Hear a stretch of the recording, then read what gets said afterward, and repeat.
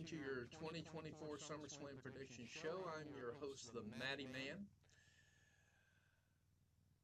SummerSlam has a card with approximately 7 matches on it, which I'm pretty sure during the course of the show, maybe 1 or 2 are going to be added to it because it is an incredibly long day, kicking off at 4 p.m. Eastern, and we all know why they're doing that, but that's another show and another time. But anyway, let's get right into the predictions here. I'm going to open up with my first match prediction here, and that's going to be between Braun Breaker and Sami Zayn. Sami Zayn has held on to the Intercontinental title since WrestleMania, where he managed to get it off of Gunther.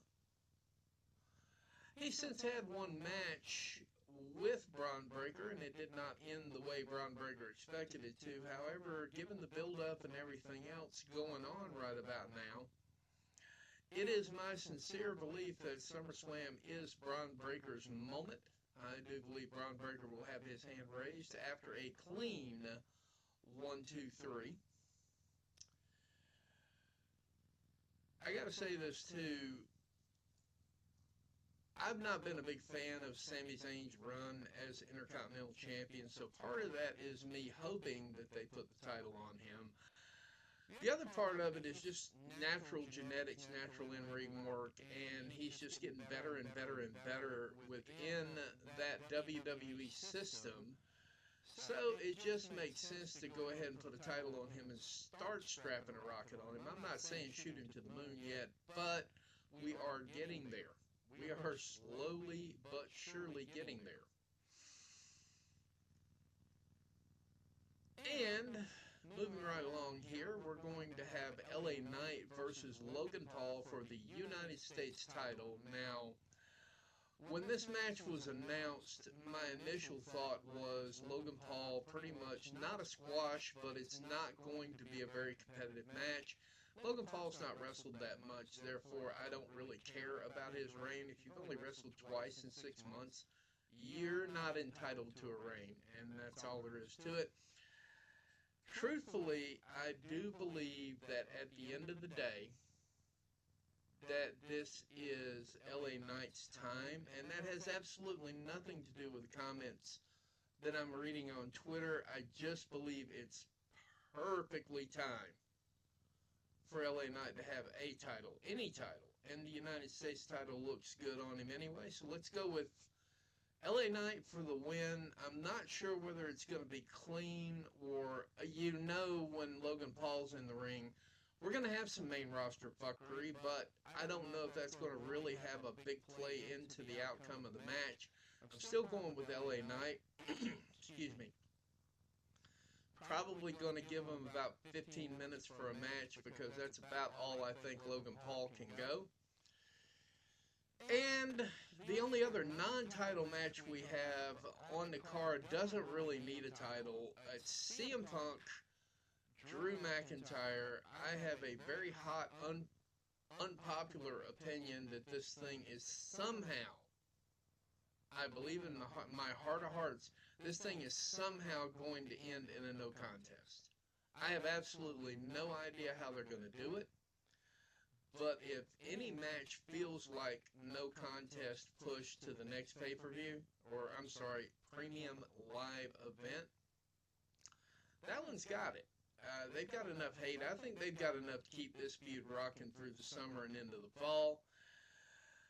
And quite frankly, neither one of them are doing anything anyway, and the title picture in their respective brand is so thick and so deep, I just cannot see throwing them into the title picture, so I got kind of a feeling this one's going to be a draw. Let's get into the first title match that's on my radar here, which is Bayley and Nia Jax. Now, the clear favorite in this match is going to be Nia Jax, but I think Bayley's got a little bit more left in the tank on this one. I think they give her at least another month and a half run. I'm not 100% sure Nia Jax is going to win the title. I'm just not. I don't feel it. There's not been much build-up to it that I can see. A lot of backstage stuff, but not any build-up to it. I'm going with Bayley on this one. I know that's not going to be a popular take, but I'm thinking they got to keep a title on at least one regular moving into this thing.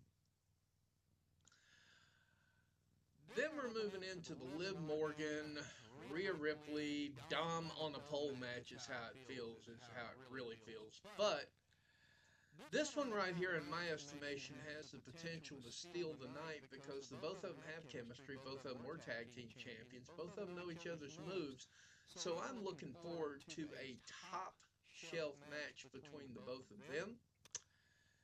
And at the end of the day, I just don't see Rhea Ripley not walking out with the title and with Dom and Liv Morgan in a pool of tears. That seems to be the direction they're going. I thought originally that the main plan was to get that title somewhere near Lyra Valkyria so she could go ahead and take it over, but apparently they're dragging their feet on that as well. I'm going with Rhea Ripley. It's not going to be a squash, but it's not going to be pretty, and it doesn't need to be pretty. The blow-off for this should be reasonably violent. I'm not 100% sure WWE is going to let him go there, but I got Rhea Ripley on that one, and then we're going to move right into Gunther versus Damian Priest. I was originally in the group of people that didn't see a whole lot in Damian Priest's reign, but as he started building up his promo skills, actually as he started stepping to the mic, at this stage of the game, I really want this to be the setup match for Bash at Berlin. I think they can run this one back at least one more time, so I'm going to give the win to Priest on this one. And Gunther, I'm telling you right now, you got your own pay-per-view, sir. I think that's where you get the title. So I'm going with Damian Priest on this one. It's going to be a clean finish, too, because as we can all tell, Gunther does not have anybody around him that often. And Damian Priest has made it very vocal that he wants to win on his own. So I think for the first time in this entire series of Damian Priest being champion, we're going to get a clean win. And finally, our main event, at least main event in my eyes, not really because it's Solo Sikoa and Cody Rhodes.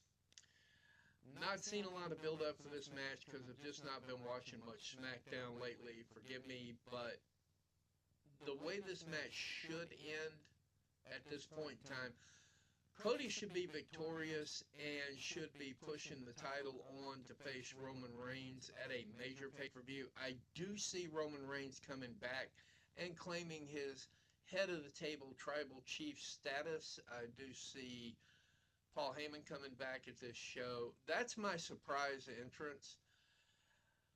Overall, though, I think SummerSlam is going to be a moderately decent show. I'm only watching SummerSlam, not watching the previews. I will be watching Collision, and I may do a quick review show of Collision in this format and throw it out there just to make sure that you know I've got it before I do the live show on Sunday, along with the taped version of The Flower Shop.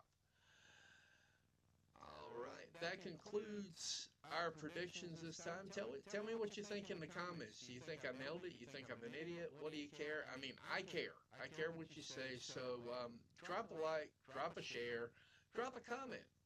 Hope y'all enjoy SummerSlam. I'll be watching it right there with you, and I hope you have a great evening. Bye-bye.